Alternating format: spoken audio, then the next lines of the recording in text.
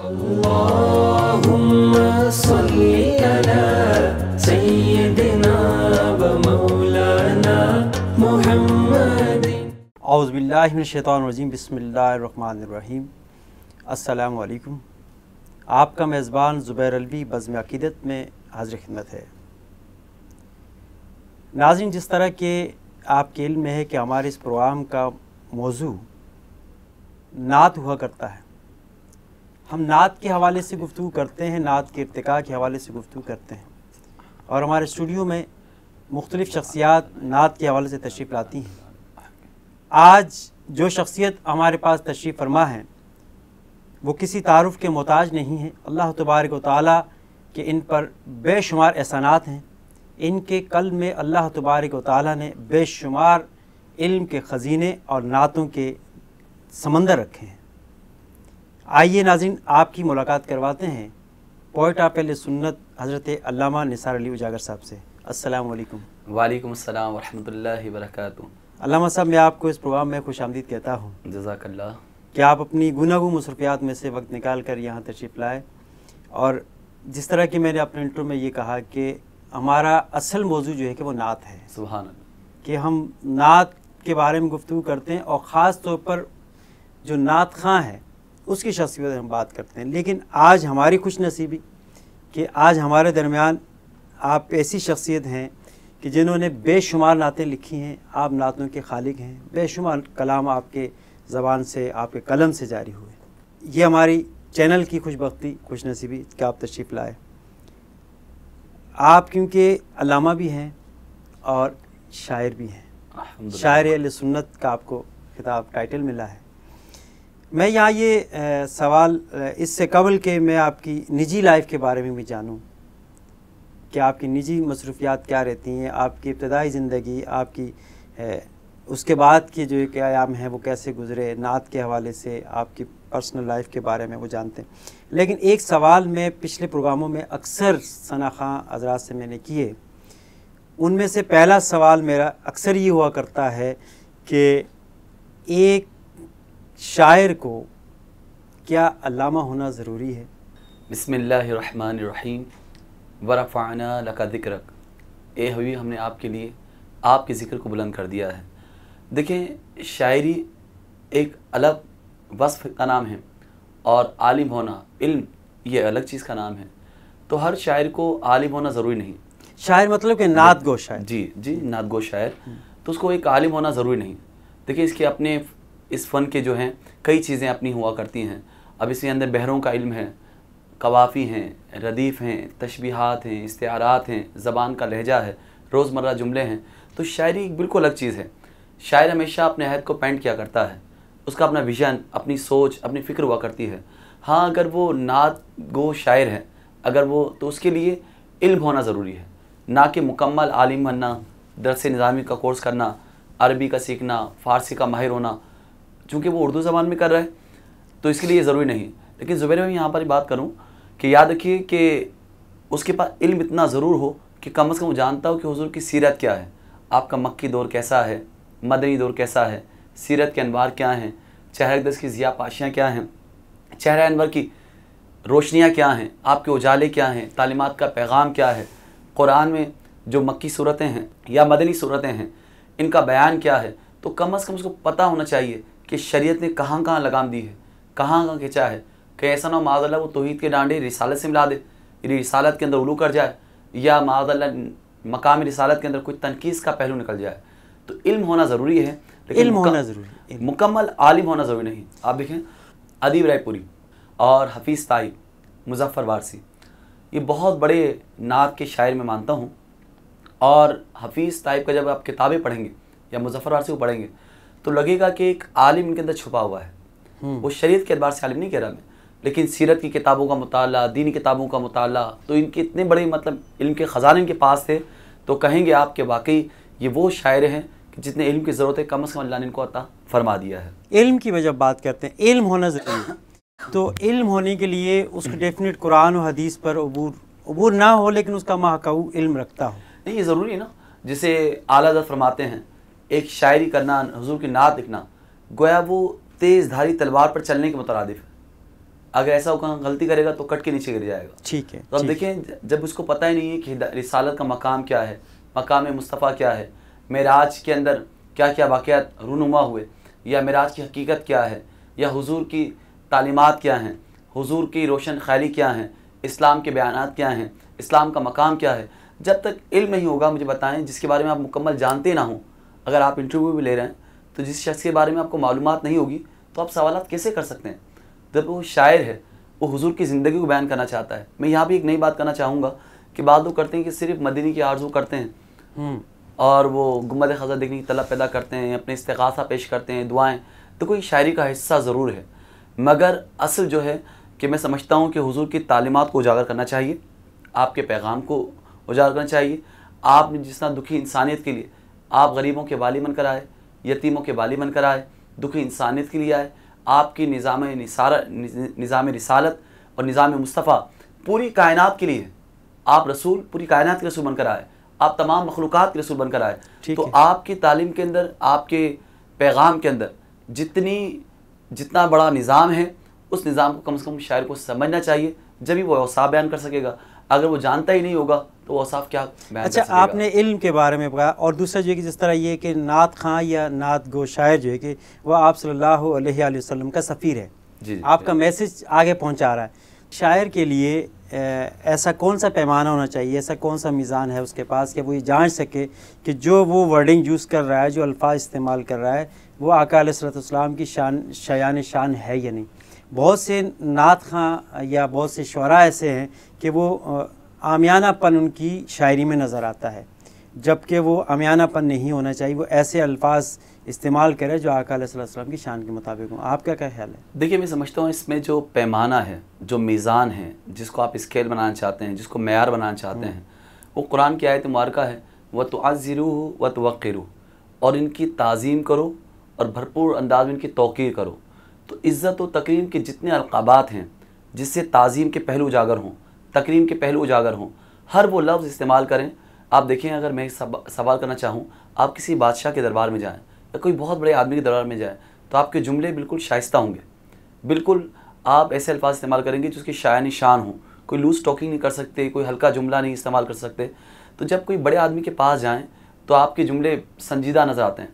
तो जब हुजूर की शान बयान करें तो वाकई ज़बान को जमज़म के पानी से धुला होना चाहिए, कौसर और तसीम से धुला होना चाहिए। आपका कलम भी बावजू हो, आपकी ज़बान भी बावजू हो, आपका दिल भी बावजू हो, आपका जहन भी बावजू हो। तो जब तक अदब के तकाज़े पूरे नहीं करेंगे तो समझता हूँ कि आप नात का हक अदा नहीं कर सकते। क्या कहने भाई, ये इश्क की चिंगारी है ना, ये चिंगारी जब आग के शोले में आग का शोला बनेगी, जब वो आग भड़क जाएगी तो पहले आप इश्क के सांचे में ढल जाएं। देखिए, जब तक शायरी कोई नहीं कर सकता जब तक वो इश्क के सांचे में ना ढल जाए। देखिए, पहले आप सोना है, खाम सोना निकालने, तो जब तक वो भट्टी से नहीं गुजरेगा, जब तक पकाया नहीं जाएगा, जब से वो कूटा नहीं जाएगा, उसकी काट छाट नहीं होगी, तो वो सोना उसका जेवर पहनने के काबिल नहीं हो सकता। तो जब कोई लफ्ज़ आ जाए तो पहले इश्क की भट्टी में इसको पिघलाएं, उसको बाअदब करें, मुअद्दब करें। भाई, अल्फाज तो मुझे तो ऐसा लगता है, जब मैं अपने उस्ताद मोहतरम अदीब रायबी का कलाम सुनता हूँ, इश्क के रंग में रंग जाओ मेरे यार, तो वाकई ऐसा लगता है कि सारे अल्फाज हाथ बांधे बाअदब खड़े में हैं और कहते हैं हुजूर के नात लिख रहे हो तो मुझे इस्तेमाल कर लो, मुझे इस्तेमाल कर लो, मुझे इस्तेमाल कर लो। तो जब दिल में इश्क आएगा ना तो इंशाल्लाह सारे सांचे, सारे जाविये, मतमाए नज़र, जाविया नज़र सब दुरुस्त हो जाते हैं। लेकिन बात होनी चाहिए इश्क की, और मेयार वही है कि हर वो काम कीजिए हुजूर की ताज़ीम के लिए हो, हुजूर की तौक़ीर के लिए हो, हुजूर की आज़मत के लिए हो। जब पूरा कुरान हुजूर की नात है, जब तमाम सहाबा हुजूर की नात के लिए अल्फाज इस्तेमाल किया करते थे, और बड़े बड़े शोरा जिन्होंने हुजूर की शान में नातें लिखी हैं, सिद्दीक़ अकबर के अशार भी मौजूद हैं, फ़ारूक आज़म, उस्मान गनी, मौला अली के तो बेशुमार कलाम मौजूद हैं, हज़रत आयशा के, फ़ातिमा ज़हरा के, अबू तालिब के अशार मौजूद हैं। तो आप देखिए, अब्दुल मुत्तलिब रज़ी अल्लाह ताला हुजूर के दादा हैं, इनके अशार मौजूद हैं। तो आप अंदाज़ कीजिए कि जब इतनी हस्तियों ने कलाम लिखे हैं तो एक आम शायर ना वो ज़बान का लहजा समझता हो, ना वो उर्दू से वाक़फ़ियत रखता हो, जो भी ज़बान में शायरी करना चाहता है तो वो हुजूर की शान कैसे लिख सकता है।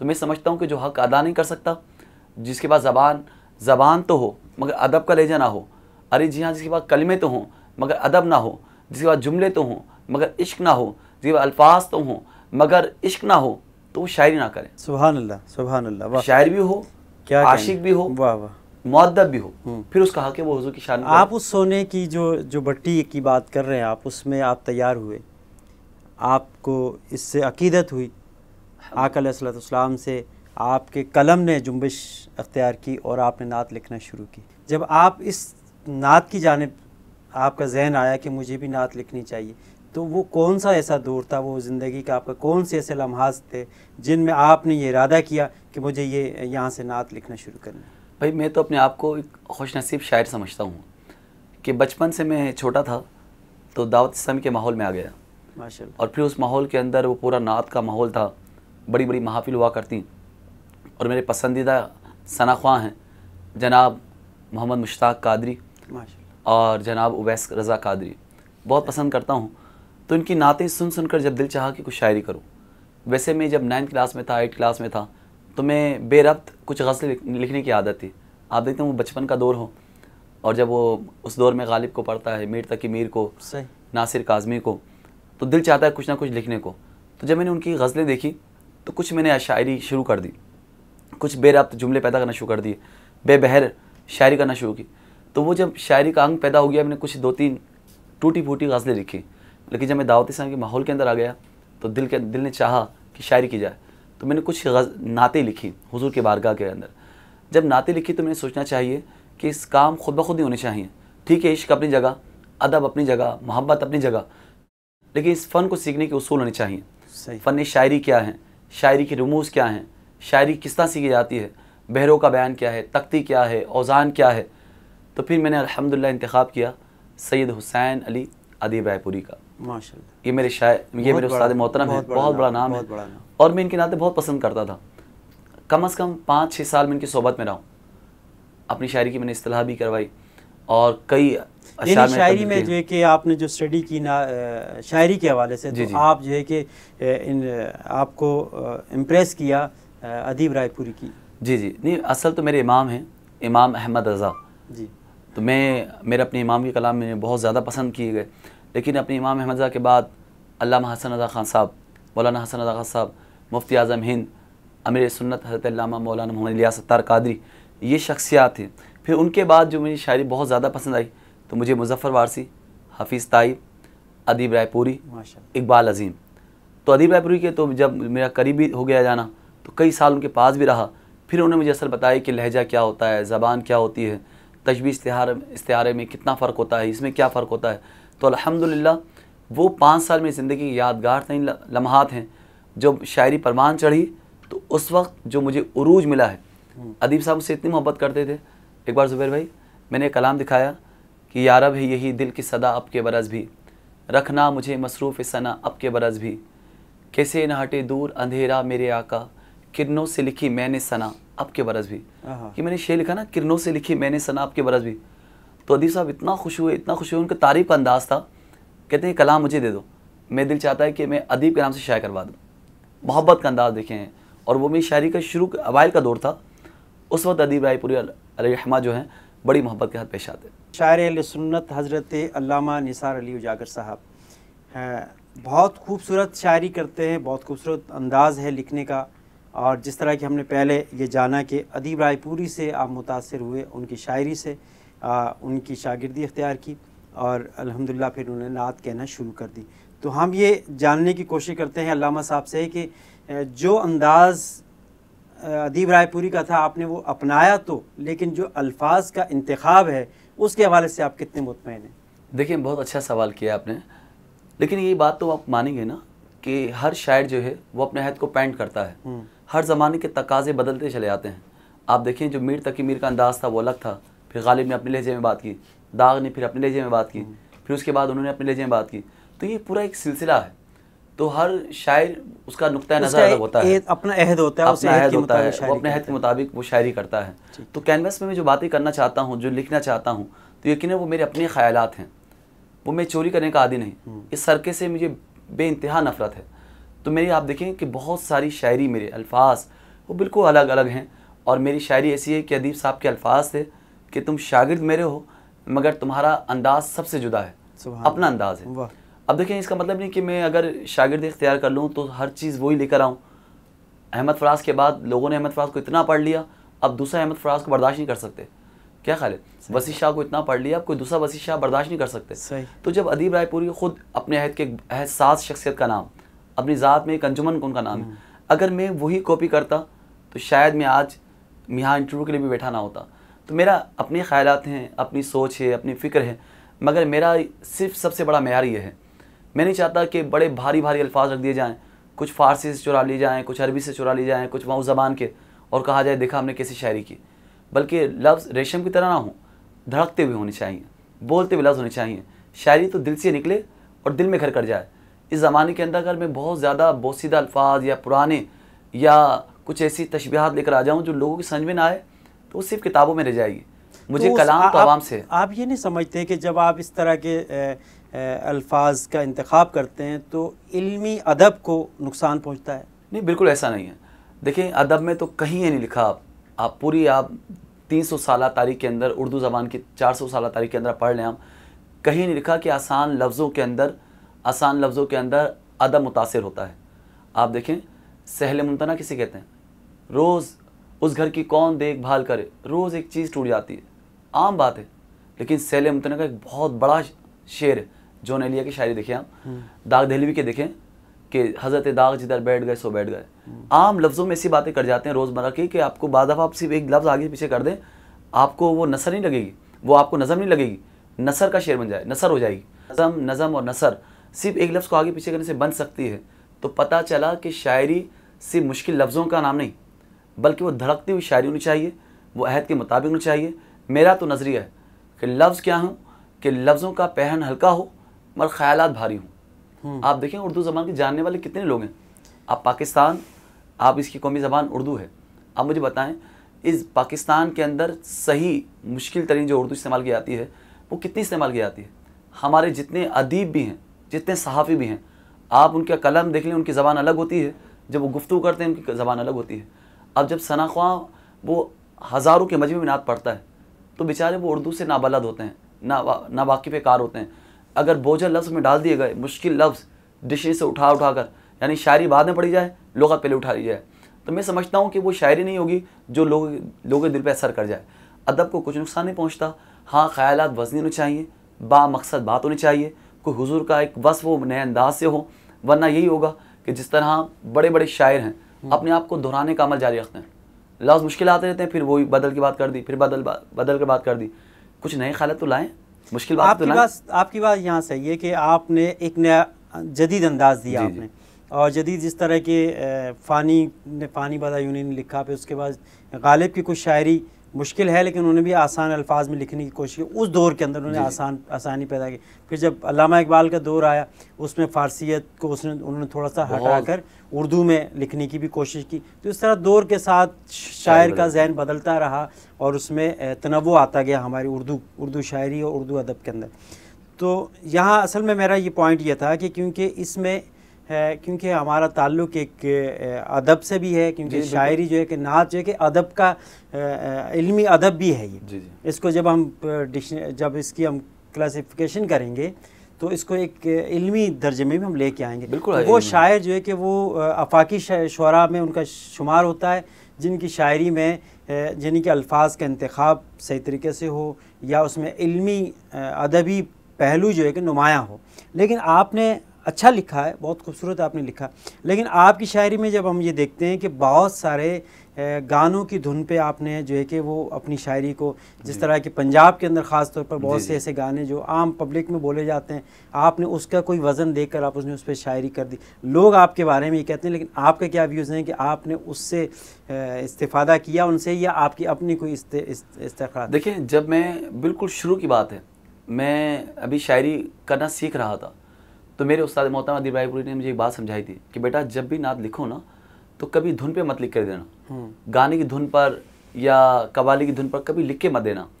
अल्हम्दुलिल्लाह जब से लेकर आज तक तकरीबन मैंने आज तक किसी गाने की धुन पर कलाम लिख कर नहीं दिया। देखिए, मेरे कलाम छपे में, जहान उजागर मेरी किताब है, वो छपे में, बड़े बड़े अखबारात में, कई अखबारात में, जो पाकिस्तान के निजी अखबारात वगैरह हैं, तकरीबन सारे अखबारात में मेरे कलाम छपते रहते हैं, रसाइल के अंदर। तो लोग जो नातख़्वां होते हैं उनकी तर्ज़ें अपने हुआ करती हैं। अब मेरे कलाम को देखें, मेरा कलाम हमको बुलाना या रसूला पढ़ा, अब उवैस रज़ा कादरी, उनका अंदाज़ बिल्कुल अलग है। फिर आप देखें मेरे कलाम को पढ़ा फसीउद्दीन सोहरवर्दी ने, उनका अंदाज़ अलग है। आमिर लियाकत ने उठाई तो डॉक्टर आमिर लियाकत का अंदाज़ अपना है। तो सारे शनाख्वा उठाते हैं। हाफिज़ ताहिर कादरी, मेरे कलाम बहुत ज़्यादा पढ़ते हैं वो, उनका अंदाज़ अपना है। तो मैं यहाँ पर ये बात कहना चाहूँगा कि सब नातख़्वानों का अपना अंदाज़ होता है। अब मेरे अभी कलाम जो छपे में हैं, मैं नाम नहीं लेना चाहूँगा, पंजाब के कुछ नातख़्वा हैं, उन्होंने कलाम उठाया, उन्होंने गानों की धुनों पे पढ़ना शुरू कर दिया। अब मुझे पता भी नहीं होता, जब ये हम नेट पे देखते हैं या उनकी सीडीज़ वगैरह मार्केट में आती हैं, जब पता चलता है कि मेरे वो कलाम फलां नातख़्वान उठाया है और गाने की धुन में पढ़ दिया। अच्छा, ये आपका कलाम ये हमारा काम नहीं है। ये आपका कलाम है, बादल रहमतों के छाए हुए हैं, ऐसा लगता है कि मेरे हुजूर आए हुए हैं। नहीं, ये मेरा कलाम नहीं, ये मेरा कलाम नहीं है। और अगर किसी ने मेरा दूसरे कलाम उठाए हुए हैं तो वो गाने की तरह, तो उनका अपना तरीक़ाकार है, लेकिन मैं अल्हम्दुलिल्लाह लिख कर नहीं देता। लेकिन एक बात समझें, आसानी वाली बात जो मैं बार बार कर रहा हूँ कि मेरे मुश्किल कलाम भी बहुत ज़्यादा मार्केट के अंदर हैं, लेकिन वो क्या है, वो सिर्फ किताबों में रह गए। आप जहाने उजागर, कभी आपको वक्त मिले तो आप देखिएगा, जहाने उजागर है और उजागर की हमदे, वो इंशाल्लाह अनकरीब मार्केट में आ जाएगा। उसमें मेरी हमदे उठाएं और मेरी नाते उठाएं, तो आपको एक अंदाज़ा होगा कि मेरे ऐसे कलाम जिसको आप अदबी कलाम कहते हैं, और जो शायरी के जो मैंने मुशायरों में पढ़े अल्हम्दुलिल्लाह, बड़े बड़े शोरा, प्रोफेसर जाजिब कुरैशी, उन्होंने भी मेरे शायर की तारीफ़ की। आप देखें, प्रोफेसर जाजिब कुरैशी हैं, अदी रायपुरी, नाम छोटा नहीं है, सबीर रहमानी, बाद मेरे कलाम की, और सबीर रहमानी ने बहुत तारीफ़ की मेरे कलाम की।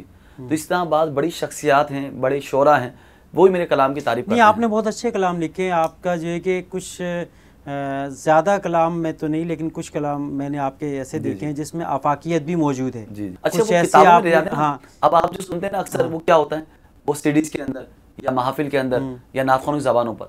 तो चूँकि अब नातख़्वान इंतखाब वही कलाम करता है जो आवाम को फ़ौरन समझ में आए। अब जैसे मैंने कलाम लिखा, मैंने कोई अदबी कलाम लिख कर आता हूँ, अब मैंने लिखा वो कलाम हुजूर के रोज़े पर ना, कितनी शादाब है मेरी शाखे नज़र, इनकी दहलीज़ पर मिल रहे हैं मुझे आरज़ू के समर, इनकी दहलीज़ पर शब की तारीकियाँ, इनके दर पर कहाँ, इनसे रोशन जहाँ, देख लो है खड़ी हाथ बांधे सहर, इनकी दहलीज़ पर दस्तरस ही नहीं मुझको गोयाई पर, ए उजागर इधर कर रही हैं तलब बख्शिशें चश्मे तर, इनकी दहलीज़ पर। अब वो कवाफ़ी ऐसे आते हैं, इस्तेमाल ऐसे होते हैं, इतना मुश्किल हो जाता है कि नातख़्वान पढ़ते ही नहीं। तो ये उनका अपना कसूर है। लेकिन अगर इंशाल्लाह मेरे कलाम आप जब देखेंगे वक्तन फ़क्तन, आपको बहुत अदबी कलाम भी नज़र आएंगे, मयारी कलाम भी नज़र आएंगे। हाँ, महाफिल के लिए कुछ ऐसे कलाम ज़रूर लिखे हैं ताकि वो आवाम तक पहुँच जाएँ और हर ज़बान पर वो शेर आ जाएँ। तो क्योंकि मेरा एक विज़न है, मैं चाहता हूँ हुजूर की मोहब्बत से हर मुसलमान सरशार होना चाहिए, और होता है, क्योंकि उसके इस्लाम, उसके मज़हब में, उसके अंदर फितरत के अंदर नबी की मोहब्बत है, अल्लाह और उसके रसूल की मोहब्बत है। तो मैं चाहता हूँ कि इसी शायरी के ज़रिए आप जब मक्के जाएँ, मदीने जाएँ, तो वहाँ आपका इश्क अलग होगा, लेकिन वहाँ अगर आप नाते सुनेंगे ना, तो इश्क का अंदाज़ और बदल जाएगा। तो आपने भी, मैंने देखा है आफाकियत भी उसमें शामिल, जिस तरह के अल्लामा इकबाल के उनका जिस तरह आफाकी कलाम है, पैगाम है, जब उनकी हम शायरी पढ़ते हैं तो पूरी उम्मत के लिए। बिल्कुल। तो आपके भी कुछ ऐसे अशार मैंने सुने हैं, मेरे जहन में तो इस वक्त नहीं आ रहे, लेकिन कुछ अशार ऐसे भी हैं जो आपने उम्मत के लिए और सारे लोगों के लिए इज्तिमाई तौर पर भी लिखे हैं। जी जी बिल्कुल। मैं तो तकरीबन अल्हम्दुलिल्लाह मौज़ूआती शायरी बहुत की है मैंने, हर मौजू पे मैंने कलाम लिखे हैं तकरीबन। मैंने कलाम के कुछ हिस्से लिखे, लब्बैक या रसूल अल्लाह, ख़ुद को मिटा देंगे हम जान लुटा देंगे, नामों से आका पर हम सर कटा देंगे। फिर ये कलाम लिखा मैंने, उम्मत है परेशान खबर लीजिए आका, आफत में है हर आन खबर लीजिए आका, इस खौफ के आलम में रहे कैसे उजागर, जीना नहीं आसान खबर लीजिए आका, हर समत से मुस्लिम पे चढ़ा आता है तूफ़ान, तूफ़ान पे तूफ़ान खबर लीजिए आका। फिर उम्मत की है फरियाद की मुश्किल की घड़ी है, सरकार हो इमदाद की मुश्किल की घड़ी है। फिर ये कलाम लिखा है मैंने। ऐसे मैंने बहुत सारे इस्तिग़ासे, फिर उम्मत का दर्द, उम्मत की ज़बू हाली। और आज देखें हज़रत ज़ैनब के मज़ार पे हमला है, कहीं खालिद बिन वलीद के मज़ार पे हमला है, कभी नामुस रिसालत पे हमला होता है, कभी ख़त्म नबूवत पे हमला होता है। अभी मैंने 5-6 दिन पर एक नया कलाम लिखा है, ये मैं ज़रूर आपको सुनाना चाहूँगा। 2 शेर से सुना देता हूँ। देखिए, ख़त्म नबूवत ये हमारी धड़कनों की आवाज़ है, इस पर पहरा देना। बेशक अल्हम्दुलिल्लाह हमारे कौम का बच्चा बिल्कुल मुहाफ़िज़ ख़त्म नबूवत है, और कोई हुज्जत नहीं है इसमें, कोई दूसरी बात नहीं है।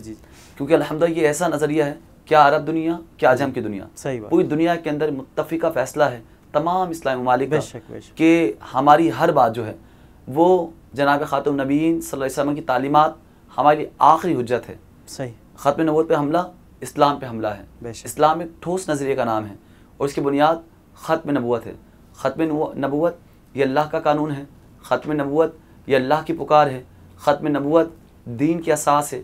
ख़त्म नबूवत ये हमारे दिलों की आवाज़ है, कुरान की आवाज़। तो इसलिए मैंने कलाम लिखा है, ये फ़ैसला है अपना यही बात है आखिर, ये फ़ैसला है अपना यही बात है आखिर, है ख़त्म नबूवत के लिए जान भी हाजिर, है ख़त्म नबूवत के लिए जान भी हाजिर। इस्लाम की बुनियाद है ये महर रिसालत, है नक्श दिलों पर नबी की मोहर नबूवत। क्या कहने, वाह वाह। और मैं ख़त्म नबूवत का मुहाफिज हूँ उजागर, मैं ख़त्म नबूवत का मुहाफिज हूँ उजागर, पीछे न हटूंगा भले कट जाए मेरा सर। क्या बात। तो अल्हम्दुलिल्लाह, तो मैंने पैगामात दिए हैं। ख़त्म नबूवत पे कलाम लिखा है, फिर खुलफाए राशिदीन पे कलाम है अल्हम्दुलिल्लाह, सिद्दीक़ अकबर पे, फ़ारूक़ आज़म पर, उस्मान गनी पर। फिर मैं अल्हम्दुलिल्लाह आजकल मैं लिख रहा हूँ कलाम निज़ाम मुस्तफ़ा पर। एक कलाम में पूरा कलाम मेरा होगा निज़ाम मुस्तफ़ा पर। फिर आप देखिए मैंने कलाम लिखा हर देश में गूंजेगा अब या रसूल अल्लाह, ये पैगाम मैंने दिया है। फिर एक कलाम मैंने लिखा था बहुत प्यारा मुमताज़ कादरी पर, तो चूँकि वो हमारे या रसूलुल्लाह चाहने वालों हाँ या रसूलुल्लाह ते चाहने वालों खैर। मैं लिखा था गाजी पर, लिखा था गाजी तेरे जानिसार बेशुमार बेशुमार। तो मैं चाहता हूँ कि हमारी कौम का बच्चा बच्चा एक मुजाहिद बन जाए, क्योंकि आज इंटरनेट ने, आज के मीडिया ने, लूज़ मीडिया ने हमें तबाह कर दिया है। हमारी आवाज़ें इसमें तो नो डाउट कि आपकी जो शायरी है वो आपने बहुत अच्छी शायरी की, और अवामी शायरी, इसको हम अवामी शायरी के दर्जे दें कि ये अवामी शायरी है, हर एक की समझ में आने वाली है, और बच्चा बच्चा जो है कि इसको गुनगुनाता है। और ये हाँ ज़िक्र खुदा में खोया, बहुत बहुत मारूफ कलाम, बहुत, और एक छोटे से बच्चे ने पढ़ा और किस तरह मशहूर हुआ। अल्लामा निसार अली उजागर साहब बहुत तफसील से गुफ्तगू फरमा रहे हैं।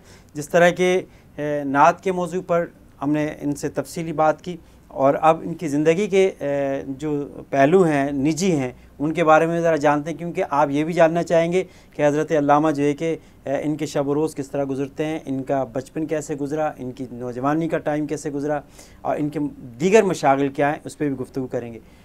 अल्लामा साहब, इससे कबल मैं आपसे एक आखिरी सवाल, जिस तरह के हैं आपने कलाम बहुत सारे लिखे हैं, उनकी तादाद कुछ याद है आपको? जी मुझे बिल्कुल याद है, और क्यों याद ना हो कि कलाम से तो हर शायर इतना प्यार करता है जितना अपने बच्चों से प्यार करता है, क्योंकि इंसान की वो अपनी कुछ तख्लीकी लम्हात होते हैं, कुछ फ़िक्र के ख़ास लम्हात होते हैं। और मेरी शायरी तो हुज़ूर के कदमों में मैंने बहुत लिखी है। मस्जिद नबवी में बैठकर मुआजा शरीफ के सामने खड़े होकर भी कुछ अशार मैंने कहे अल्हम्दुलिल्लाह। मस्जिद नबवी में बैठकर मैंने कलाम लिखा था, बैठा हूँ मस्जिद नबवी में खुशबुएँ पहम आती हैं, बैठा हूँ मस्जिद नबवी में यूँ सांसें महकी महकी हैं, बैठा हूँ मस्जिद नबवी में।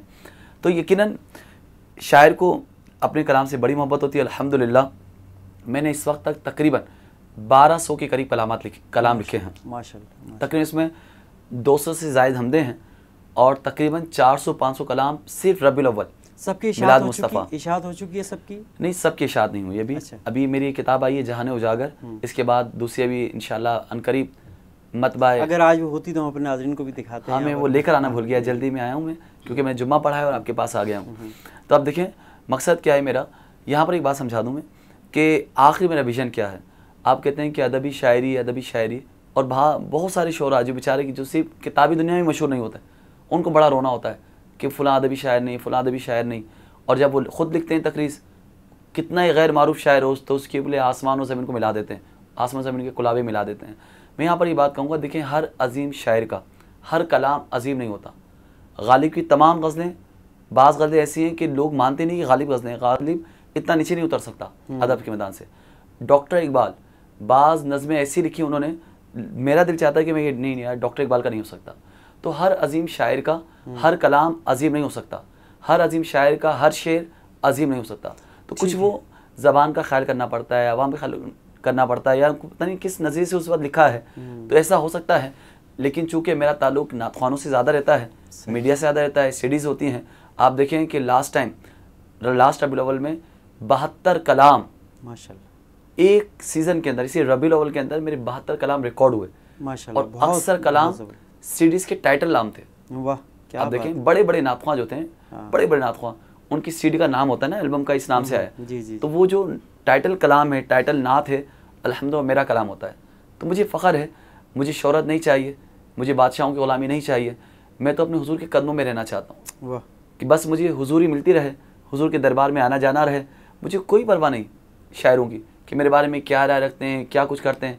तनकीद जब गालिब पे हो सकती है, डॉक्टर इकबाल पे हो सकती है, फैज़ को नहीं छोड़ा जाता, अहमद फराज पे कितनी तनकीद हुई है, तो जब इन पर हो सकती है तो मैं तो कुछ भी नहीं हूँ। मैं तो हुजूर आप अल्लामा भी हैं, तो आपने क्या आया बाकायदगी से आपने जो है कि दरस निज़ामी या दूसरे कोर्स किया आपने? जी अल्हम्दुलिल्लाह। मुझे इससे प्यार से अल्लामा नहीं कहा जाता। अल्हम्दुलिल्लाह मैं बाकायदा आलिम दीन हूँ। दारुल जदिया से माशाअल्लाह मैंने फ़रागत हासिल की है, बासनद आलिम दीन हूँ। 10 साल मैंने दरस में पढ़ा है अल्हम्दुलिल्लाह। अब हम जानते हैं अल्लामा साहब से उनकी ज़बानी के वो अपने बारे में, अपने बचपन के बारे में, अपनी लाइफ के बारे में क्या कहते हैं। देखिए बचपन तो बचपन होता है ना जी। कहते हैं कि बचपन के दिन तो मैं नहीं समझता कि कोई शख्स भुला सकता हो। बचपन की यादें, बचपन की मुलाकातें, बचपन की दोस्तियाँ, बचपन में तालीम से भागना, स्कूल का माहौल, तो यकीनन एक ऐसा तजुर्बा है। हर इंसान इस स्टेज से गुजरता है। कितना ही जवान हो जाए, कितना ही ताकतवर हो जाए, कितनी ही शोहरत की बुलंदी पहुँच जाए, किसी भी उम्र पे पहुँच जाए, लेकिन बचपन की यादें फरामोश नहीं कर सकता। तो यकीनन बचपन की वो ख़ास बातें हैं जो आज तक ज़हन नशीन हैं। ऐसा लगता है कि वो पत्थर पे नक्श हैं, पानी पे नक्श नहीं, आम नक्श नहीं है, वो पत्थर पे नक्श हैं। यकीन करें आज भी दिल चाहता है कि वही लम्हे, वही साल, वही दिन मिल जाएं, वही बचपन की दोस्तियां हों। आजकल तो दुनिया ने निकाब चेहरे पे डाल लिए हैं, कहीं मसलिहत के निकाब, कहीं जुल्मत के निकाब, कहीं फरेबकारी के निकाब, कहीं धोखे के निकाब। ये इतने निकाब बढ़ गए, अब दोस्ती से नफ़रत होती जा रही है। अब ऐसे इंसान हो गए, कहना नहीं चाहिए कि बस इंसानियत से आहिस्ता आहिस्ता इंसान बेजार होता चला जा रहा है। हम वहशी बन गए, हम कातिल बन गए, हम डाकू लुटेरे बन गए। काश मेरा बचपन मुझे कोई लुटा दे, वही फिर वो मासूम सी दोस्तियाँ, वो मासूम सा प्यार, वही लम्हात मिल जाएं। क्या बात। और वही दिलों के अंदर देखिए क्या बात। लड़ाई भी तो कुछ देख ली, फिर हमने गले लगा लिया, फिर खेलना शुरू हो गए। तो काश जब नौजवान की दहलीज पर आपने कदम रखा तो क्योंकि आपका ताल्लुक है इल्मी घराने से और मजहबी घराने से, अल्हम्दुलिल्लाह, कि आपको शुरू से मज़हब के बारे में जो है कि माँ बाप की तरफ से मिला और आपने इसको लेके आगे चले, तो आपने ये महसूस नहीं किया कि आपके जो साथी हैं वो तो अगर इस फील्ड में नहीं हैं, लेकिन आप इस फील्ड में हैं, तो आपको लोगों में उठने बैठने में या उनसे किसी से बात करके आपको कुछ महसूस नहीं हुआ कि लोग ये कहते हैं कि ये नहीं, ये तो मौलवी हैं, ये तो इस तरह इनका ताल्लुक हो गया, ऐसी कभी कोई कैफियत आपके साथ हुई? हाँ देखिए, जब कॉलेज का ज़माना आया तो मैंने मास्टर भी किया हुआ इस्लामियात के अंदर, तो वो कहते थे यार तुम ज़माने से पीछे रह जाओगे, बहुत दूर चले जाओगे, ज़माना कुछ और चाहता है, तुमने दाढ़ी रख ली है इतनी कम उम्र के अंदर, तुमने इमामा पहन लिया है, तुमने ये कर लिया है, तुम बहुत दूर रह जाओगे, ज़माना कुछ और चाहता है, देखो इसमें भी साथ रखो, दी दुनिया साथ साथ चलाओ। लेकिन वो कहते थे, मैं समझता हूँ, लेकिन मैं जितने कॉलेज के दोस्त हैं यकीन करें आज तकरीबन चंद एक के अलावा, चंद एक उसमें बड़ी शख्सियत भी बने, लेकिन चंद एक के अलावा अक्सरियत सब बेनाम हो गए और गुमनामी के अंधेरे में न जाने कहाँ चले गए वो। लेकिन अल्हम्दुलिल्लाह मैंने दीन से प्यार किया, मैंने इस्लाम से प्यार किया, और जब मैंने दरस आमी की तो आज अल्लाह ने वो बुलंदियाँ, वो शोहरत अता फरमाई हैं। जो मुख्तलिफ वो निजी चैनल्स पे देखते हैं तो अक्सर उनके खुद फ़ोन आ रहे होते हैं कि लाम साहब आपको फ़लाँ चैनल में देखा, फ़लाँ पे देखा। वो मैं मोहब्बतें जो आज तक अपने दामन में समेट रहा हूँ और शायद इंशाअल्लाह ज़िंदगी भर समेटता रहूँगा, अल्लाह ताला दुनिया से ज़्यादा मुझे आखिरत में अता फरमाए। तो जब आप इल्म से, अपने पढ़ाई से जब फारिग हुए, तो जब आपको फिर ये महसूस आपने किया कि आप ज़रिया मुआश क्या होना चाहिए, क्योंकि आजकल तो ये है कि जो आलिम दीन होते हैं उनके लिए तो बड़े मुश्किल मामलात होते हैं कि वो हर फील्ड जो है कि वो अपना नहीं, क्योंकि आपने तो एक वो आपने यानी कि किसी मस्जिद के मौलवी के लिए तो आपने सनद हासिल नहीं की, किसी इदारे में आपने जॉब के लिए तो नहीं की, आपने तो एक तबलीग करने के लिए, मुबल्लिग बनने के लिए आपने ये तमाम चीज़ें हासिल की। तो आपने जब ये देखा कि ज़रिया माश किस तरीके से चलना चाहिए, तो इसके लिए क्या सोचा था आपने? देखिए आपने बहुत अच्छा सवाल किया। देखिए जब हमारा कॉलेज का दौर था उसके बाद वाकई ज़रिया माश के लिए बहुत परेशान रहे, लेकिन वजह क्या होती है कि घर वालों ने सहारा दिया, कुछ दोस्तों ने सहारा दिया, मैंने यकसुई के साथ अल्हम्दुलिल्लाह अपनी तालीम मुकम्मल की मैंने, और पूरी तवज्जो इस तरफ लगा दी मैंने कि काश मुकम्मल आलिम दीन बन जाऊँ और खादिम इस्लाम बन जाऊँ, इस्लाम का सिपाही बन जाऊँ, अल्लाह के दिन का सिपाही बन जाऊँ, एक मुजाहिदाना ज़िंदगी गुजारूँ। आज भी मैं अपने आप को सिपाही तस्वुर करता हूँ इस्लाम का, एक खादिमाना ज़िंदगी गुजारना चाहता हूँ। तो ज़रिया माश क्या है? देखें, हस्बुनल्लाह व निअमल वकील, अल्लाह हमारे लिए काफ़ी है और वही कारसाज है। अगर आप अल्लाह के साथ पे तवक्कुल कर लें ना, थोड़े पे राज़ी हो जाएं, तो वो अल्लाह आपको छोड़ता नहीं है। वही तो रज़ाक है। असल वजह यही है कि हम रोज़ी के पीछे भागते हैं और रज़ाक को भूल गए। हम रिस्क का ख्याल है, रज़ाक का ख्याल नहीं। अल्हम्दुलिल्लाह मेरे कई ज़राए हैं रोज़ी के। जिस तरह की मिसालें हमारे यहाँ तो बड़ी खुशकिस्मती होती है कि जब कोई आलिम बन जाए तो ख्वाहिश होती है कि हज़रत निकाह भी ये पढ़ाएँ, जुम्मा भी ये पढ़ाएँ, नमाज भी पढ़ाएँ, फ़लाँ स्पीच भी करें, फ़लाँ जगह आ जाएँ। तो इसके ज़रिए बहुत पैसा मिलता है। फिर कुछ चैनल्स वगैरह पे निजी प्रोग्राम करते हैं तो कुछ पैसा वहाँ से भी मिलता है। तो लेकिन ये अल्हम्दुलिल्लाह दिल में तमा नहीं, ना जमा है ना तमा है। अल्हम्दुलिल्लाह। तो अल्लाह ताला ऐसे असबाब बना देता है, ख़ुद तसव्वुर नहीं कर सकते। वमन यत्तक़िल्लाह यजअल लहू मख़रजा व यरज़ुक़हु मिन हैथु ला यहतसिब। शादी आपने अपनी मर्ज़ी से की या वालिदैन की मर्ज़ी से? नहीं, मैंने ना लगाया था जब आलिम बनने के बाद कि मैं शादी करूँगा तो अपने घर के वालों की पसंद से करूँगा, क्योंकि मेरा ताल्लुक़ राजपूत फैमिली से है और हमारे यहाँ अपनी पसंद शादी करने को मायूब समझा जाता है। तो मैंने अपने ख़ानदान बिरादरी के अंदर ही अपने वालिदैन की रज़ा से ही अल्हम्दुलिल्लाह शादी की है और यही वजह है कि बड़ी एक अच्छी ज़िंदगी गुजार रहा हूँ। दोस्तों के लिए कितना टाइम मखसूस है आपका कि ये टाइम में अपने दोस्त अहबाब जो उनके लिए मखसूस है? मैंने जो मखसूस किया हुआ टाइम वो तो मैंने अपने मुताले के लिए किया हुआ है। उसमें कोशिश करता हूँ कि मेरा मुताला मुस्तकिल चलता रहे, क्योंकि शायरी करनी है, कई मकालात मुझे लिखना होते हैं, फिर अपनी स्पीचेस वगैरह तैयार करता हूँ, उसके लिए वक्त मुख्तस है। लेकिन मेरी चूँकि दोस्त भी मेरी फील्ड के हैं, आप देखते हैं, आपने मिलते रहते हैं, मुलाकात करते हैं, वो नातख़्वां हज़रात हैं, कुछ उलमा हज़रात हैं, कुछ शोरा हैं, तो एक बड़ा तवील है। तो मेरी दोस्ती भी नहीं से है, काम भी चलता रहता है, मुलाकातें भी चलती रहती हैं। तो अल्हम्दुलिल्लाह बड़ी खुशगवार ज़िंदगी गुजर रही है। अल्लाह ताला हमें सिरात मुस्तकीम पर ज़िंदगी भर चलने की तौफ़ीक़ अता फरमाए। ज़िंदगी में बहुत सारी अचीवमेंट आपने हासिल की, लेकिन आपकी सबसे बड़ी अचीवमेंट जो आप चाहते हैं कि ये सबसे बड़ी कामयाबी मुझे मिल जाए, क्या ख्वाहिश है आपकी? इस वक्त तो मेरी सबसे बड़ी ख्वाहिश तो यही है कि बस कि हर साल में कई बार हुजूर के दरबार की हाज़िर होती रहे। सबसे बड़ी ख्वाहिश मेरी दुनिया की यही है और वहीं पे मुझे मौत आए। उसके बाद मैं आजकल अल्हम्दुलिल्लाह मैंने एमफिल में एडमिशन लिया है, तो बस पीएचडी मेरा इस्लामियत में करने का प्रोग्राम है, फ़िक़्ह इस्लामी के मौजू पर इंशाअल्लाह। बस ये ख्वाहिश है कि दुनिया में कि मैं इस्लामियत पे ही पीएचडी कर लूँ, ये मेरी बहुत बड़ी ख्वाहिश है। हमारे शुअरा और नात ख़ानों के लिए क्या मैसेज देंगे? शुअरा को दूंगा मैसेज कि अपना रिश्ता किताबों से जोड़े रखें, रोज़ाना अच्छे शुअरा को पढ़ते रहें।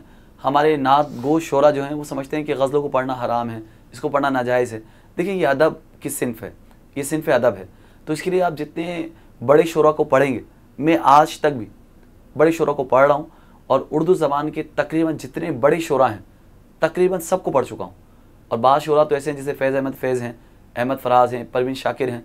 इनकी किताबों को मैंने बिला मुबालगा 20 मरतबा 25 मरतबा इनकी कुलियात को ख़त्म किया है। सुभान अल्लाह। तो ये कि मैं शुअरा के लिए पैगाम ये है कि वो अदब से जुड़े रहें और कुछ अवामी ज़बान में कुछ ख़वास के लिए काम करते रहें, नए से नए मौज़ूआत लेकर आएँ। अभी सरका चोरी वही दोहराना, अपने आप को वही रिपीट करना, वही बातें करना, ये वक्त लद गया, ऐसी ये वक्त गुजर गया है। बस अब नए काम करें, इंशाअल्लाह इसमें अल्लाह बरकत देगा। और नात ख़्वानों के लिए मेरा पैगाम ये है कि हुज़ूर की मोहब्बत में डूब के पढ़ें और हुज़ूर की नात, मैंने खुदा की कसम, ये वो बरकत है कि इंसान नात के ज़रिए जो चाहता है, जो मांगना चाहता है, अल्लाह उसको दे देता है। तो आपको इज़्ज़त भी मिलेगी, शोहरत भी मिलेगी, पैसा मिलेगा, सब कुछ मिल जाएगा। बस हुज़ूरी अपने अंदर पैदा करें, तड़प पैदा करें।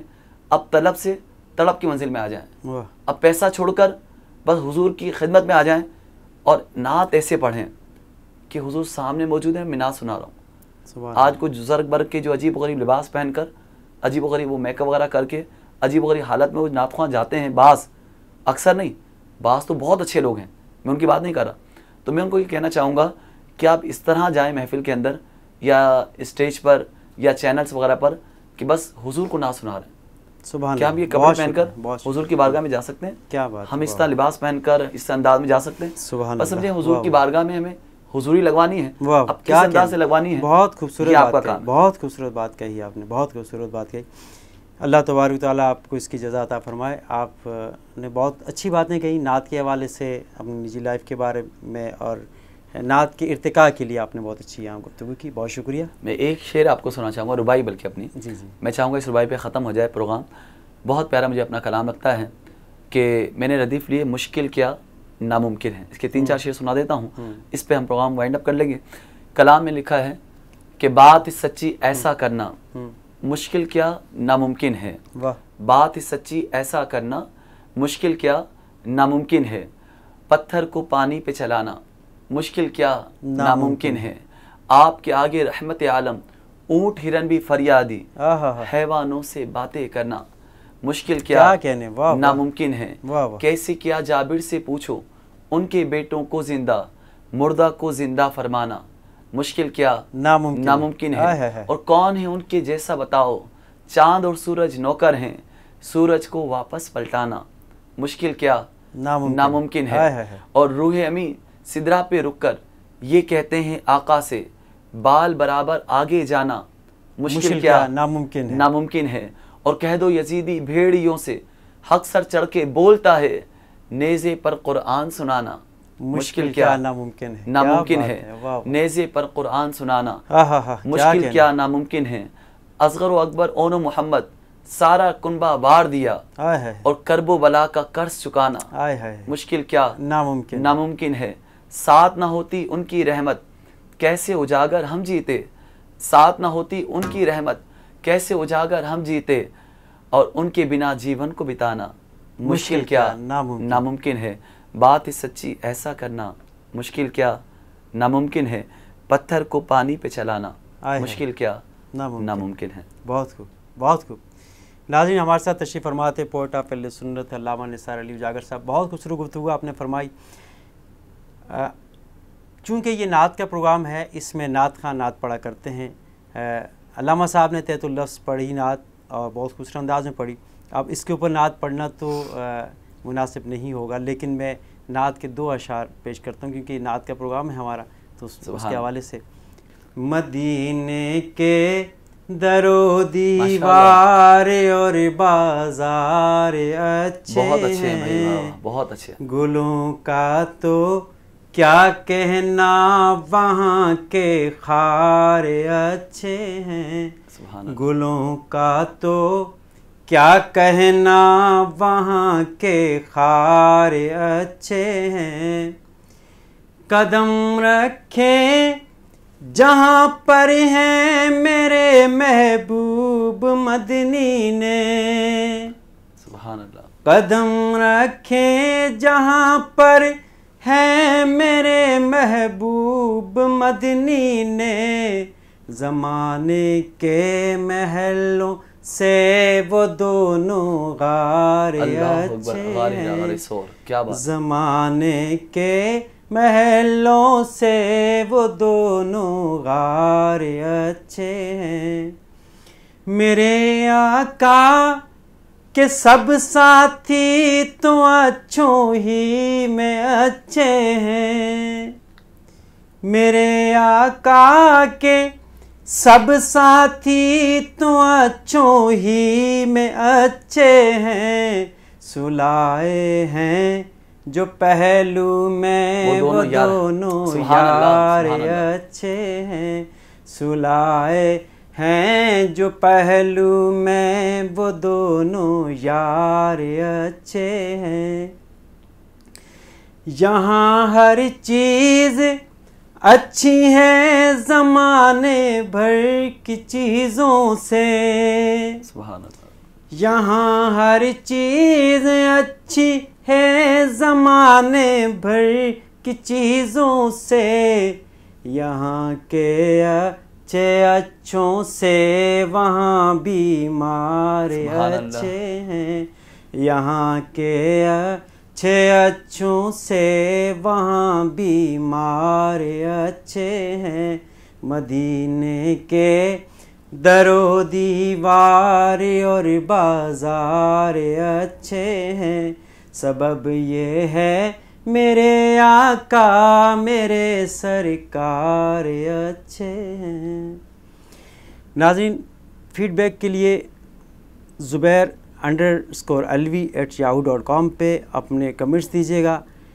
अगले प्रोग्राम तक के लिए अपने मेज़बान ज़ुबैर अलवी को इजाज़त दीजिए। इंशाअल्लाह हम अपने 50 प्रोग्राम कंप्लीट होने पर इन प्रोग्रामों की गोल्डन जुबली की तकरीब इंशाअल्लाह करेंगे। उसमें आपका फीडबैक और आपकी क्लिक्स बहुत ज़रूरी है। जो नात खां भी आपको पसंद आए, आप उस पर जितने ज़्यादा से ज़्यादा कमेंट्स करेंगे, जितने ज़्यादा क्लिक्स करेंगे, हम इंशाअल्लाह आपको इस प्रोग्राम में भी शामिल करेंगे। अपने मेज़बान ज़ुबैर अलवी को इजाज़त दीजिए। फ़ी अमानिल्लाह। अल्लाहुम्मा सल्ली अला सय्यिदिना व मौलाना मुहम्मद।